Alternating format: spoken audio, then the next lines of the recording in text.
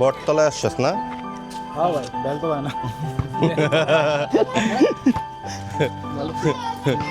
ওই বটতলা আসছে, বেলতলা আসে নাই, কারণ হয়তো সানরুফ। এগুলোর কটবেল গাছ বলে?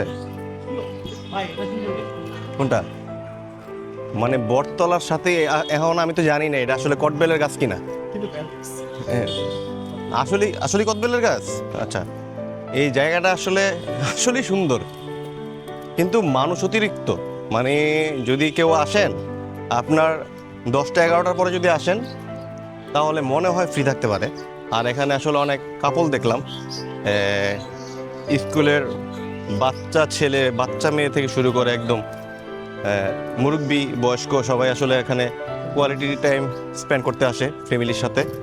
আর আমার সামনে দেখেন যে এই জায়গার মধ্যে একটা এই নদীর পাড়টার মধ্যে আসলে আপনার মানুষ একটা রেস্টুরেন্ট আছে। আমরা এখনো কোনো কিছুই আসলে অর্ডার করি নাই, ভাই খাওয়া দাওয়া করি নাই, কিন্তু অনেক বাইক এখানে। জায়গাটা খুবই সুন্দর, যে কারণে এই যে শফিক আগেই ভিতরে গেছে, কিছু একটা অর্ডার দিবে আমার মনে হয় আমরা খাওয়া দাওয়ার জন্য। আর এই জায়গাটার নাম হচ্ছে বটতলা কফি হাউস। এই জায়গাটা, এখানে বসার জন্য আপনার কিছু টেবিল চেয়ার দেওয়া আছে, এখানেও আছে। হ্যাঁ, মুড়ি দিতে পারো।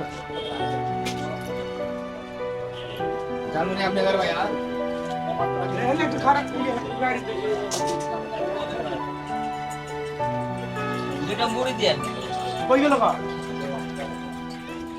চারটা পুরি একটা ঝাল মুড়ি এই ভাই আমরা কোথাও যে বসি, দুটো মুড়ি আপনাদের এটা মুড়ি আমার বেকার খাইও হ্যাঁ হ্যাঁ, এটা বেকার হয়ে যাবে, সমস্যা নেই। আমরা কোথাও যে বসি। জি ভাই ভিতরে জায়গার লট মুড়ি নিয়ে আসো। আচ্ছা, শফিক দায়িত্ব দিছে, মহা দায়িত্ব, জায়গার মধ্যে বসতে হবে। শফিক, কোনো সিট খালি নাই, বাইরে বসার মতো কোনো সিট খালি নাই, এই জায়গায় বসলে বসতে হবে। না ভাই সমস্যা না, অনেক মাচাং টাচাংয়ের মধ্যে তো সব মানুষ অলরেডি বসে আছে।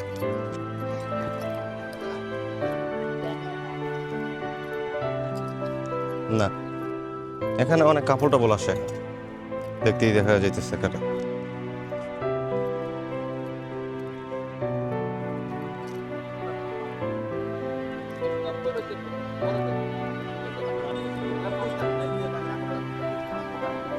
আর হচ্ছে বটতলা কফি হাউসের সামনে আপনার এখানে হচ্ছে নৌকা ওঠা যাবে, এখান থেকেই দাম দর করা যায়।